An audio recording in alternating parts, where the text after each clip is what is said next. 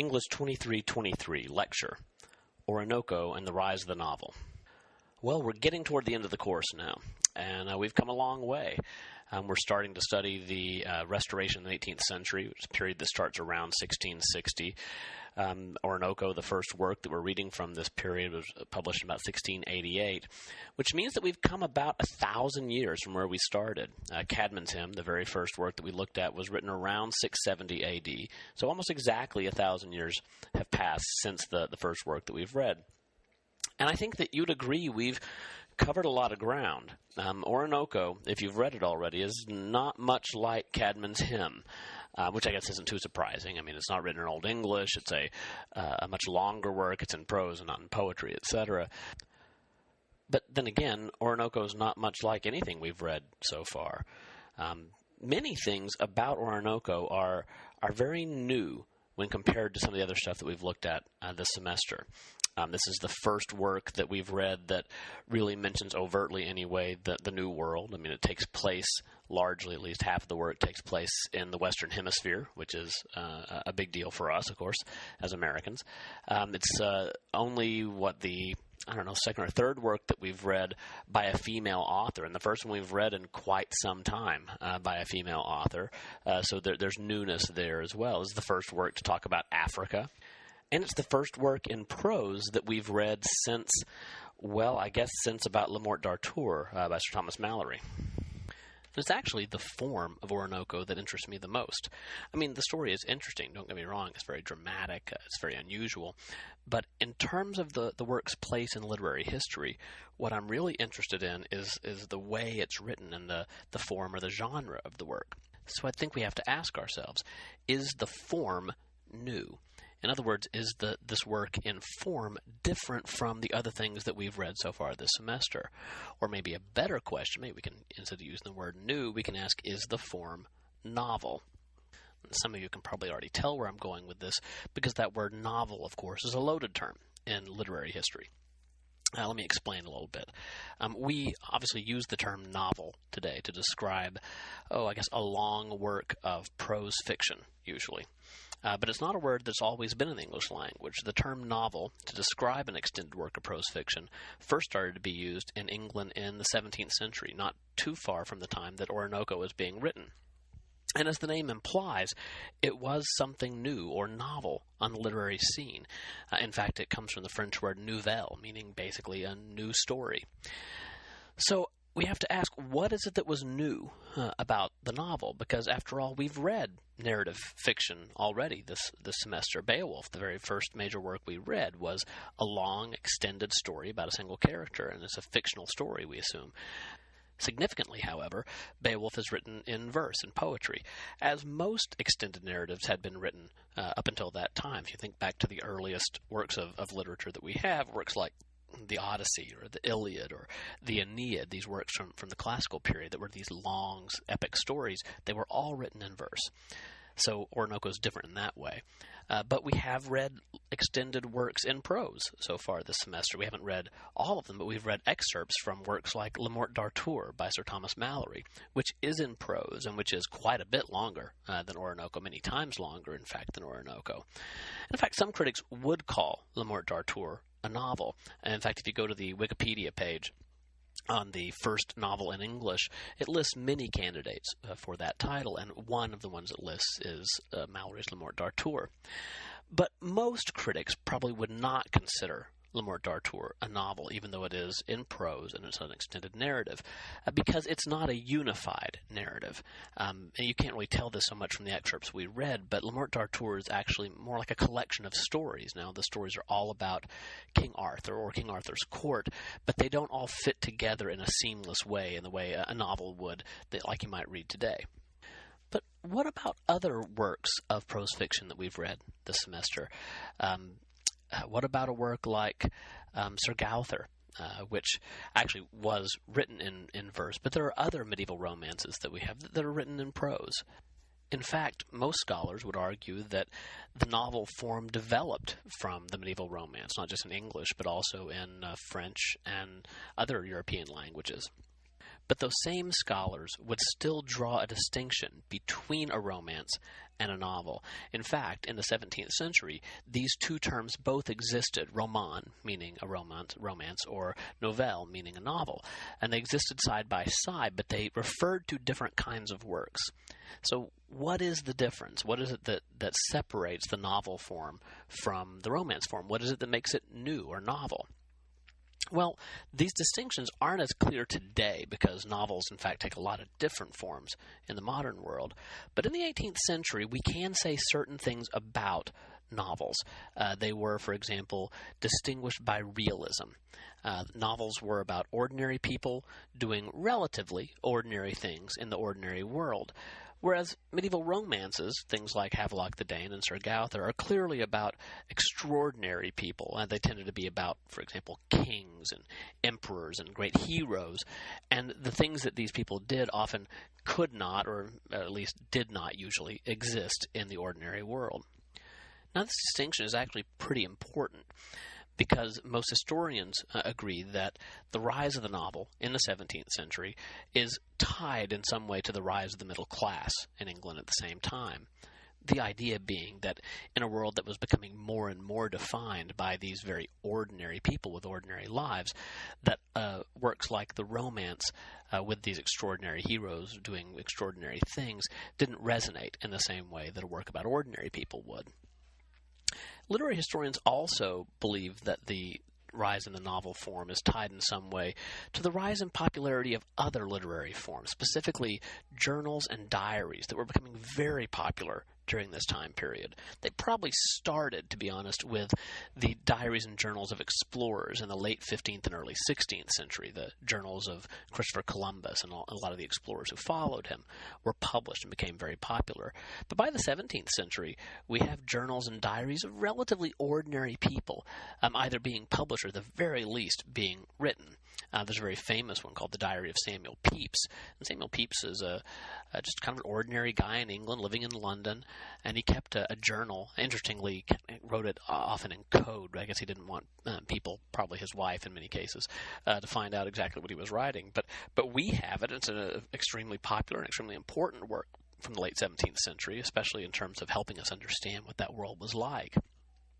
And so if you take those two factors together, the rise of the middle class and the rise in popularity of journals and diaries, descriptions of ordinary lives, in other words, you can see how those two things could converge to create the novel form, or at least to contribute to its popularity at this time period.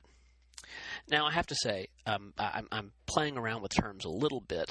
Most critics would argue that the novel in English doesn't start until a little bit later than Oroonoko. Usually, at least traditionally, for the last 60 years or so, the work that has been called the first novel in English is Robinson Crusoe, a work you've probably heard of by an author named Daniel Defoe. Now, Robinson Crusoe wasn't published until 1719, about 30 years after the publication of Oroonoko. And so in that sense, if we agree with these other critics that the novel form begins with Robinson Crusoe, then Oroonoko clearly is disqualified. But I think we have to ask, why is it? Is this just convention that separates Robinson Crusoe and the later novels that come after it from a work like Oroonoko?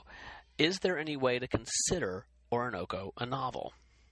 And I think if we go back to the etymology of the term that we started with, the idea that the novel was something new, something different, then yes, in many ways, Oroonoko can be considered a novel.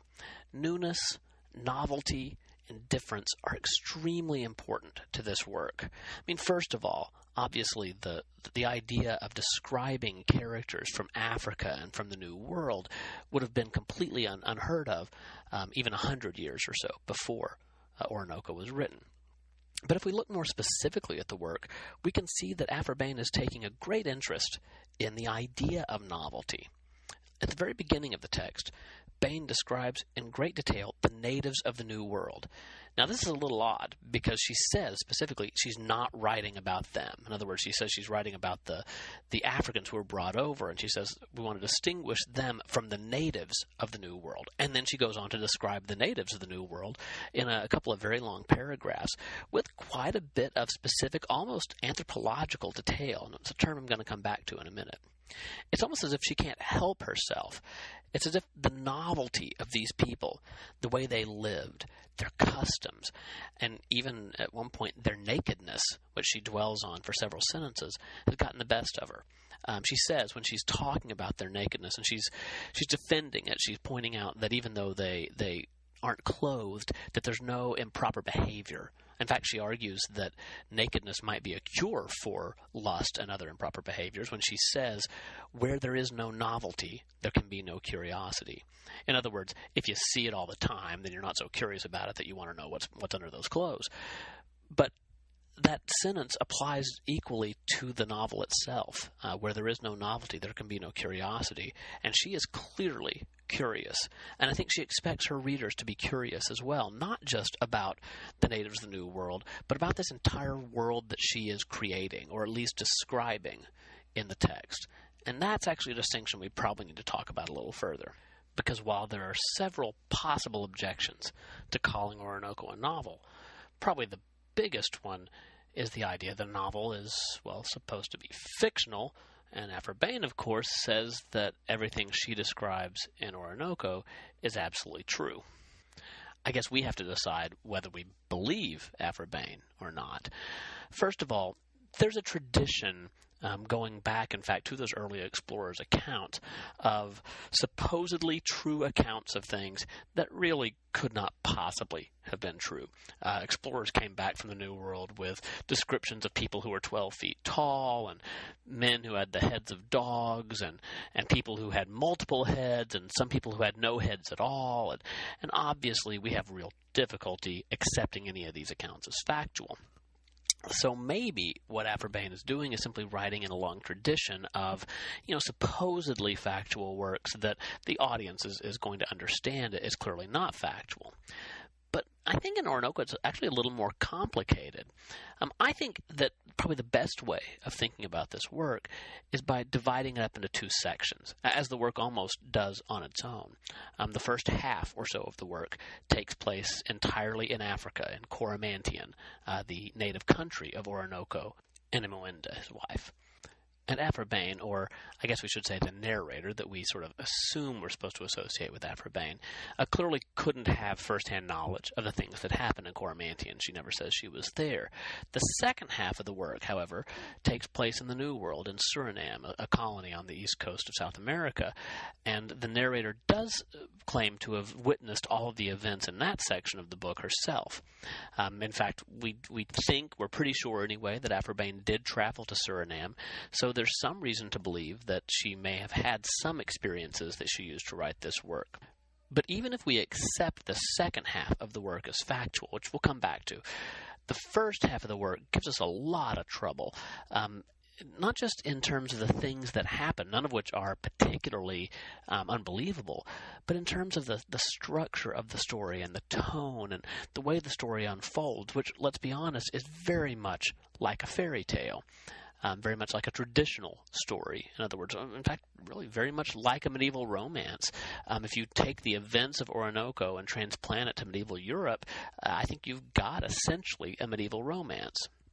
This is the story of an extraordinary person, the grandson of the king, and the man who will eventually become king himself, we assume, and his beloved Imoinda, who is the daughter of the top general in Coromantien. So these are not ordinary people, and certainly it's not an ordinary world that Aphra-Behn is describing in this section. And the story that's told in the first half of the novel certainly doesn't match anything that we know about what African society was like in the 17th century. So I think the first half of the work we can clearly discard as being factual. On the other hand, we also can't really call it a novel because it's still very much like these old romance-based stories. The second half of the novel is much more problematic for us. There's a clear shift in tone in the way that the author is describing things in the second half of the novel. And this is the half when Oroonoko and Imoinda, now referred to as Caesar and Clemane, come to the New World, are captured and are sold into slavery in the New World. And the narrator now is interacting with them.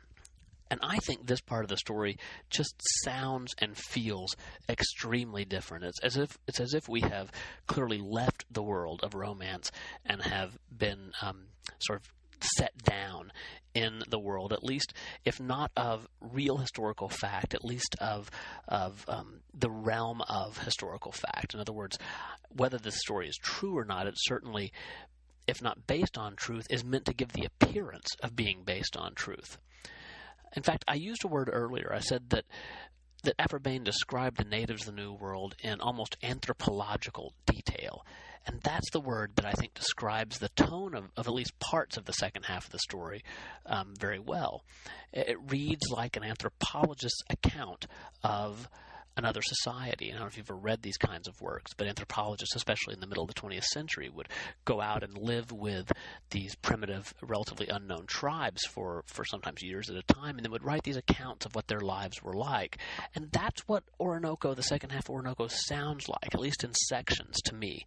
It sounds like someone trying to describe almost scientifically what the world of Suriname, and especially the native world of Suriname, is like. Unfortunately, even there, I think there are real difficulties with us accepting the story as historical fact. Even if we take some of the more unbelievable parts, including the descriptions of the war captains of the native peoples, for example, which is it's a very, I'd say, gruesome element of the story when we're told about the war captains who cut parts of their body off in order to demonstrate their, I guess, toughness and bravery, if you want to call it that. Even if we accept things like that, which I think are meant to be very much like those explorers' accounts, almost sensationalistic, describing these people as being so different from the Europeans that would have been reading the story that it would have been more appealing to them. Even if we accept those parts of the story, when we get back to the main narrative thread, in other words, the story of Caesar and Clemane, the story of Oroonoko and Imoinda, there are elements here that are just really difficult for me to accept as historically accurate. I'm thinking, for example, of Oroonoko's death scene when he stands smoking his pipe as they cut various parts of his body off, and he doesn't even flinch. That, to me, is clearly meant to if it was, it's very much like Beowulf, very much like describing Beowulf swimming across the ocean carrying 30 suits of armor, which could not possibly have happened, but creates this image of Beowulf as the toughest guy, the strongest guy alive.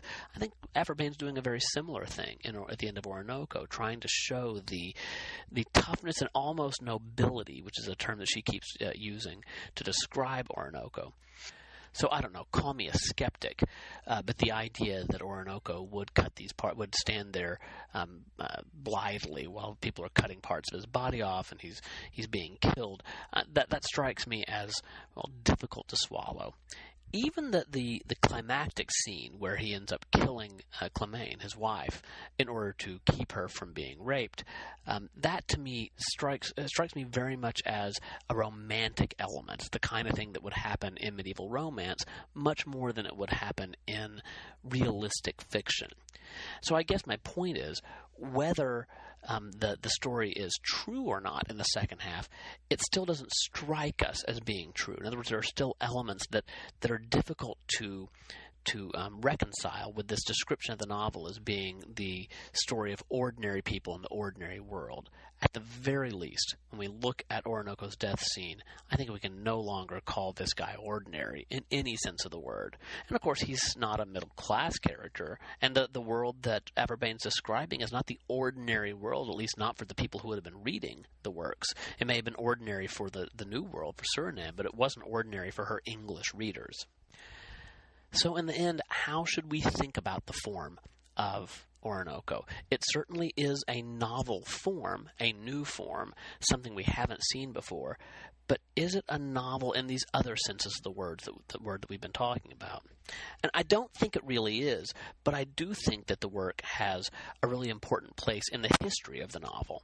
In fact, I like to look at the structure of Oroonoko as being almost a developmental work showing us the path toward the novel. The work starts very much as a romance. very much in a sort of medieval frame of mind. By the end, we have a female narrator describing events that supposedly happened, and while there are some problems with those events, while I don't think we're quite yet in the realm of realism, certainly we're closer than we were in the first half of the work. So in a way, Oroonoko is symbolically important. The book, that is, not the character. It's symbolically important because it works as a transitional piece, showing us where we've been in terms of prose narrative, in terms of fictional narrative, and giving us a path towards where we're going to end up when we read a work like Gulliver's Travels, which, well, it certainly doesn't take place in the ordinary world, and the characters, well, I'll go ahead and ruin it for you, but the section we're going to read is largely about talking horses, so it's not ordinary in that sense. Still, it's much more like a novel than a work like Oroonoko is. Anyway, whatever the form, I hope that you enjoy Oroonoko. I hope that it strikes you as something different, something new, another view of English literature that we haven't looked at so much so far. There are obviously some important ideas here about race, about slavery, about gender even, and we can talk about some of those in the discussion forum. If you have any questions about the work, let me know. Otherwise, keep reading.